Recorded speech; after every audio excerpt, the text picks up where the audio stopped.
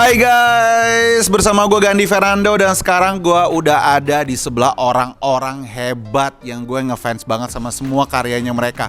Boleh perkenalkan dulu dong satu persatu dari sebelah kanan gue. Halo, saya Ge Pamungkas, saya juga follow TikTok Gandhi Review.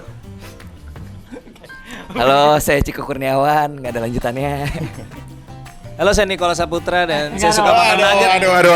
Aduh. Saya harus saya harus berakasa.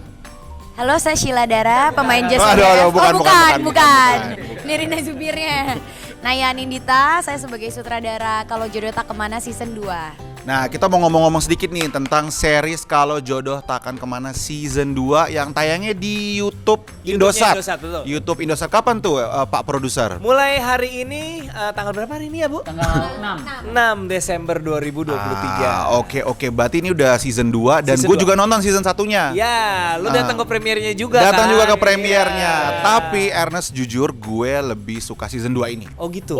Lebih lucu. Lebih Gua lucu, ngakak iya. banget tadi karena mungkin season 1 banyak drama percintaan ya. Romcom ya. Romcom. Sekarang sitcom. Kalau ini sitcom. Iya, Ini gara-gara G ya katanya ya. Bukan. Emang tujuannya ke situ. Terus ditambah lagi pas season 1 itu kan dilihat kemampuan dramanya Ciko Kurniawan tuh bagaimana. Nah pas season 2 tuh kita pengen, ini kalau misalnya kita komedi bisa drama juga nggak ya? Ternyata sama Ciko bisa drama juga. Nggak dilempar ke saya, Bapak. Jadi bagus banget Ciko Kurniawan. Oh berarti kalau audiens merasa Ciko nggak lucu berarti salahnya G dan Karena emang Naya Ciko dan Enggak.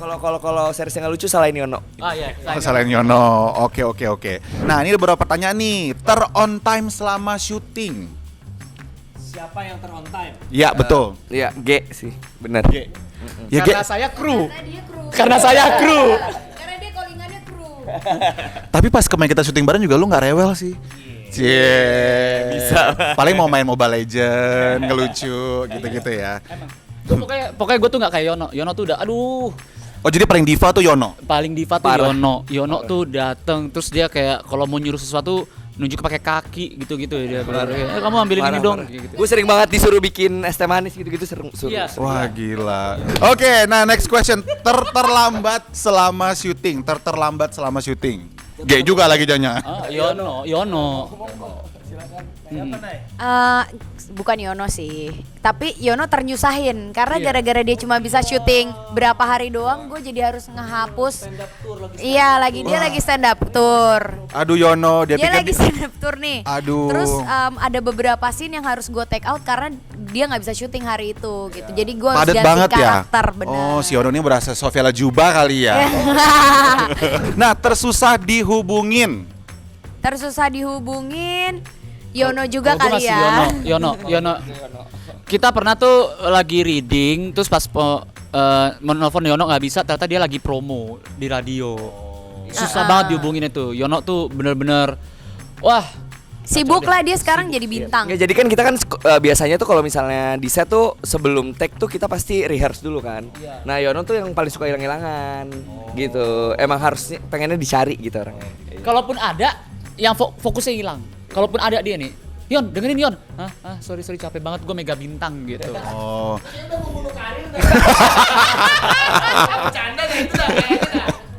Yono pernah susah banget dihubungin alasannya lagi scuba diving. Aduh, gila. Termudah ngafalin skrip. Nih kayaknya bukan Yono deh ini kayaknya. Termudah ngafalin skrip kayaknya kalau dari gua Nadine ya. Nadine Alexandra, dia nggak pernah lupa. Dia jarang lupa. Ciko dari- juga sih, Ciko jarang. Tapi Ciko kadang suka lupa scene-nya. Ini scene berapa ya yang ini ya? Banyak Banyak. Kalau Ciko kebanyakan project. Kalau gue bisa defense, enggak, gue tuh kalau tiap mikirin scene masuk satu scene gitu, gue harus inget dulu nih ini scene sebelumnya terus sebelumnya gitu tuh apa gitu. Iya. Terus nanyanya ke Naya. Terus dia nanya ke gua juga langsung ngeblank. Tunggu. Sebenarnya, tapi kan ini untuk supaya teman-teman yang pengen kerja sama dengan Ciko Kurniawan tuh harus mengerti ya. Jadi Ciko itu saking aktornya dia itu tidak pernah salah. Hanya kru aja nggak siap sama improvisasinya. Betul. Gitu. Jadi ketika dia kesandung tuh, harusnya kita nangkep ininya nih, nangkep ke bawah pas dia kesandung gitu. Ternyata berasa Yono Bakri ya kamu ya. Loh, kok Yono Bakri jadinya? Terharus minum kopi untuk function. Wah, itu Ernest Prakasa. Itu Ernest Prakasa. Tapi Ernest ada tiap hari di lokasi. Lumayan. Lumayan. Hampir Oh. tiap hari. Wah, keren Dan berarti. kalau kopinya kurang cocok sama dia bisa tahu, bisa kayak ini bukan selera gua. Oh, lebih dia nggak suka- nyuruh Dia kru akhirnya nyari kopi bawa 3 jam sendiri. jauhnya kan? Nggak, cuma dia bawa kopi sendiri. Iya, saya kalau soal kopi memang agak fanatik. Untungnya kita syuting di coffee shop jadi aman. Oh, oke. Berarti kayaknya budgetnya habis buat kopi kayaknya nih. Oke, terjajan pas syuting. Terjajan pas syuting itu kayaknya Leila. Ya, Iya benar, Lela. Leila. Jadi Leila itu bisa pas sore dia bakal datang sama manajernya dan itu bawa ada bojeko, ada bawa snack. Iya, berbisa lagi snack. Terus dia kalau misalnya mau beli Betul. makanan tuh selalu nawarin satu-satu ke semua orang. Dan Ciko pernah beli es krim sampai kulkas-kulkasnya dibawa. Semuanya itu semuanya ganti-gantian setiap hari Bang juga. Ya, Di tapi sama itu Ciko. Ciko yang nyedain untuk dia beli sendiri kulkasnya buat Jadi ditaruh di Ciko- set. Itu punya si aduh Itu Giza. Giza.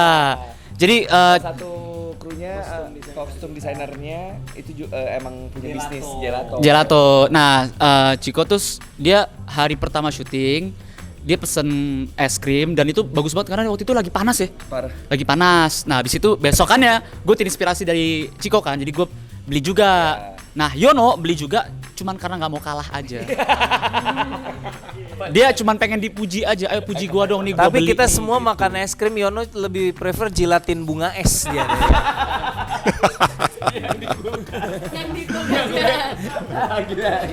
Seru kalian kompak tapi nggak kompak juga ya. kayaknya ya. Oke, sekarang ada beberapa pertanyaan yang relate sama seriesnya. Nah, jika di dunia nyata kalian bisa milih tukeran peran di karakter atau mungkin orang behind the scene, kira-kira kalian pengen tukeran sama siapa? Gue sih sama Ernest Prakasa ya. Kenapa memilih Gue Ernest? pengen tukar peran sama Ernest Prakasa, terus gue pengen jalan-jalan pakai duit dia ke luar negeri, nggak perlu mikir, punya financial freedom. Waduh, banyak duit nih kayaknya. Kok diem semua? Kok diem semua?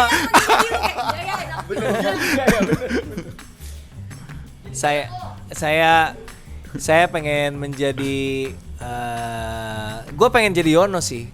Oke. Gue pengen Alasannya? gue pengen tahu apa rasanya punya senjata tajam di kepala tuh apa rasanya gitu. Bukan itu gigi. Itu gigi. Emang tajam aja sih, tapi itu gigi buat ngunyah. Iya, itu. Oke. Mau jadi siapa? Gue pengen jadi Boah. Enggak sih, tapi ini jawaban serius ya. Oh, Boah iya. kenapa? Soalnya dia tuh jadi pas syuting kebetulan kita lokasi di daerah selatan. Rumah dia tuh di daerah Bekasi, dia naik motor setiap hari pulang. Oh, Cikarang. Even lebih jauh lagi. Iya, tapi datang ke set tuh kayak hai aja, nggak ada ngeluh-ngeluhnya, keren. Ceria. Attitude-nya Luar biasa.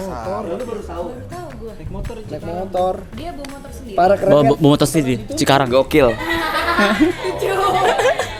Kalau gua kayaknya gua kalau di sini berarti season 3 Boa akan dikasih transportasi ya sama Imaginary ya. Iya dong. Aduh. Nanti motor kan udah ada, tinggal jaketnya doang ya. Iya. Jaket Ada sama jemputan helm. nanti ya.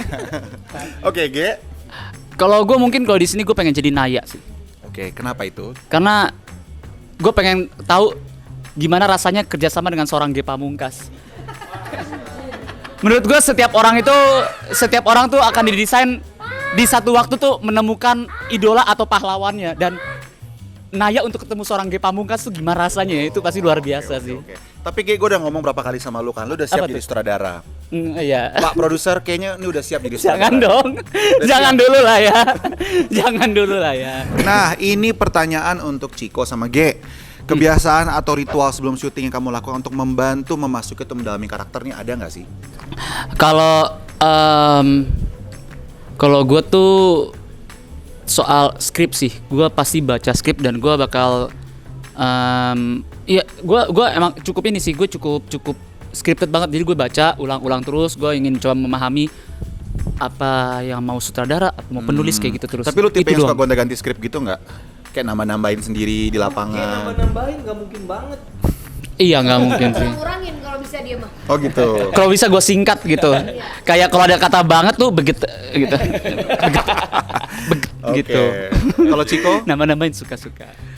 Ada sih, mungkin kalau sebelum syuting conditioning kali ya, maksudnya conditioning conditioner itu enggak, lebih ke kalau scene misalnya scene yang emosinya Dosa. Sin. Sorry.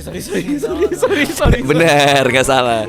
Iya, sebelum scene tuh gue kayak ada mikirnya dulu, nggak conditioning, gue nyebutnya conditioning kayak nyambungin sebelumnya ada apa segala macam yang kayak tadi, terus nyari emosinya, lebih ke situ sih.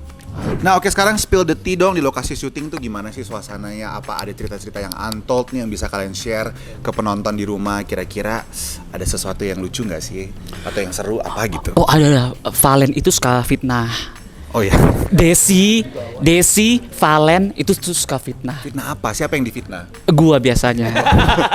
Oh ini speak up ya? Iya. Lu nge-spill nih, oh ya. Gua kan kalau datang tuh pagi, terus orang-orang tuh belum datang kan, ya udah gue tidur. Nah di fitnah itu kan, Ge Pamungkas tidur nih kerjaan gitu. Padahal gue tuh kerja paling keras. Mana ada? Desi Genoveva sih yang paling parah tuh. Orang mengenalnya dia sebagai orang yang lucu kan. Itu kalau dosa dibikin orang, nah itu tuh Desi itu. Desi dan Valen tuh begitu tuh. Oke. Mungkin dari Bu Sutradara? Yang lucu di lokasi atau untold story itu sebenarnya karena ini dari awal seriesnya komedi, jadi dan komedi consultant saya ada lagi, jadi kita juga banyak tektokan ya bareng gitu. Dan terkadang jika G sedang tertidur kan gue juga kesian ya, karena dia kerjanya double job sebenarnya, sebagai pemain dan sebagai komedi consultant. Jadi kadang gue kalau dia udah kecapean ketiduran, gue juga nggak enak ngebangunin dia sebenarnya pas lagi take. Jadi udahlah biar aja dia tidur, gue syuting aja gitu. Nah di tengah gue syuting aja terjadilah komedi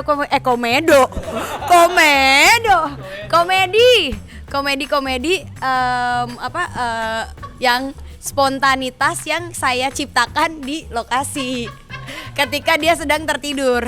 Jadi nanti dia bangun-bangun terus udah gitu kayak contohnya episode 1 yang kita nonton yang dia main piano itu dia tidak tahu karena dia sedang tertidur ketika kita ngambil adegan itu. Jadi dia tahu-tahu pas bangun-bangun, oh udah scene yang ini ya. Tadi gimana Mbak? Aman. Tiba-tiba berapa hari kemudian, Mbak gue baru lihat Mbak itu si Yono main ini ya. Iya. Waduh, itu bukan komedi gue tuh. Dia kayak khawatir. Terus gue kayak ya bagaimana? Kita improvisasi sendiri. Nggak semua tentang lu, Ge. Tapi ya gitulah. Ya gitu. Jadi gitu. Jadi begitu. Jadi kalau melihat nanti kayak kok ini komedinya kadang ada absurdnya, kadang slapstick, kadang apa campur aduk, karena itu adalah buah dari pikirannya G dan gue yang kadang tiba-tiba masuk ketika dia sedang terlelap begitu. Oke, next question buat Bapak produser Ernest. Sebagai sinias Indonesia, apa yang kamu harapkan buat penonton dari season 2 ini? Berat banget. Ya nggak ada harapan yang gimana banget ya, ini kan sekedar hiburan aja, nggak usah terlalu serius. Tapi pengennya sih karakter-karakter yang kemarin sudah muncul di season pertama dan ternyata bisa cukup engage sama penonton, mereka cukup suka sama karakter-karakter yang kita ciptakan. Jadi semoga di season 2 ini bisa kembali mengunjungi kembali KJTK dan kembali menikmati penampilan dari si karakter-karakter ini, walaupun dengan rasa yang sedikit berbeda ya. Karena juru masaknya sekarang berubah, jadi rasanya pasti ada perbedaan. Tapi harusnya sih jadi sajian komedi yang mungkin sitcom yang bisa gue bilang fresh banget gitu, buat sajian yang terutama bisa dinikmati secara gratis di YouTube ya kan, cuma modal kuota aja. Tapi apakah akan ada ini nggak sih? Kenapa Anda ikut-ikut nanya ya? Mau nanya apakah akan ada, ini kan kita kan kedatangan juga kan ada Valen Rewah ya kan, dari season 1 Nggak ada. Dari season Ada 2 tuh ada Desi. Valen Rewah, ada Desi juga, ada Boa Sartika Boa, juga. iya. Apakah akan munculnya season 3 tuh mungkin nggak sih, atau mungkin judulnya beda gitu, kayak kalau jodoh kayak di seri-series mungkin ujungnya diubah gitu, atau kayak gimana gitu. Hitam putih ya? Bakal ada nggak sih kalau jodoh takkan kemana season 3 gitu? Iya belum. Kita lagi kan pasti selalu ada hubungan percintaan di sini ya. Mungkin apakah nanti ada hubungan percintaan antara Steffi dengan Yati ya kan? Steffi dengan Yati bisa aja. Nah, kita lihat aja. Semuanya mungkin di sini, di universe ini. Gak ada yang Oke. Gak ada yang nggak mungkin. Nah sekarang beberapa pertanyaan keluar sedikit dari kalau jodoh takkan kemana. Nah buat Ernest dulu deh, boleh share sedikit nggak perjalanan paling berharga yang lu pernah dapetin sebagai filmmaker? Ada nggak sih hal yang membuat lu kayak wah, kayak mengubah lu gitu?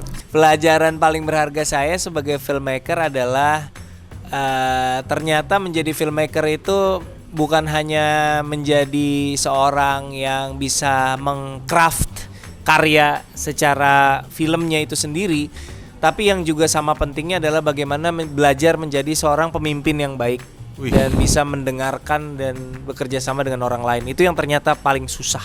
Itu sih. Wah, ini daging ya buat teman-teman yang nonton di rumah. Dari tadi nggak ada kulit semua. Oke, last question buat empat-empatnya boleh jawab. Mulai dari nanya dulu. Dari semua film yang pernah lu mainkan, sutradarain, produserin, atau nulis skenarionya, sebutkan satu judul film atau series yang bener-bener lu sayangin dan lu anggap anak favorit lu dan kenapa? Wow, jujur gue itu orangnya punya imposter syndrome ya. Jadi semua karya yang gue kerjakan itu gue selalu merasa kurang dan merasa kayak enggak nih, ini enggak gitu. Jadi so far sih belum ada yang kayak ini anak kesayangan gue banget dan ini banget gue belum. Mungkin itu lebih ke psikologis gue yang harus gue pilih satu rubah. judul on top of your head. Mungkin Payung Fantasi. Oke. Payung Fantasi Itu lebih bagus karena banget. gue belajar banyak banget dari situ. Oke. Kalau Ernest? Ya mungkin kalau dipaksa milih satu ya gue akan milih Ngenes ya, karena kan Ngenes yang membuka jalan dan menjadi film pertama gue di Yes. sebagai penulis dan sebagai sutradara. Jadi itu tempat belajar pertama, titik mula di mana semuanya berawal ya dari situ. Ya, dan itu juga salah satu yang breaking the barriers juga ya. Yes gitu. Oke, kalau Chico? Sebelumnya tiap project tuh ada Politis. Diplomatis. kemarin udah les PR kok. Ya enggak, tapi beneran semuanya pasti ngasih something ke gue. Cuman buat buka pintu pertamanya adalah Pria judulnya. Film pendek. Film pendek. Iya, itu yang nganterin gue ke gue sebenarnya mau acting tuh ngapain sih gitu. Intinya kayak gitu. Oke, keren. Kalau dia? Penulisan ya. Gua tuh bangga sama Jatuh Cinta seperti film-film. Lu nulis itu? Mohon maaf, Iya. urusannya apa sama? Itu saya nulis review di Instastory-nya. Saya nulis review di Instastory. Kayak ini keren banget nih gitu. Habis itu pakai caption. Nah. Sorry. Gue pikir tadi luntang lantung. Wah gila lu. Enggak. Film pertama gue yang gak banyak orang tahu ya. Gak usah ditonton ya, gak usah ditonton. Apa Itu membuka jalan buat lu kayak luntang lantung. apa-apa dong. Pelajaran Luntang Lantung apaan Bang? Coba ya dong. Ada, itu film pertama gua. Gak usah ini loh. Gantian enak aja.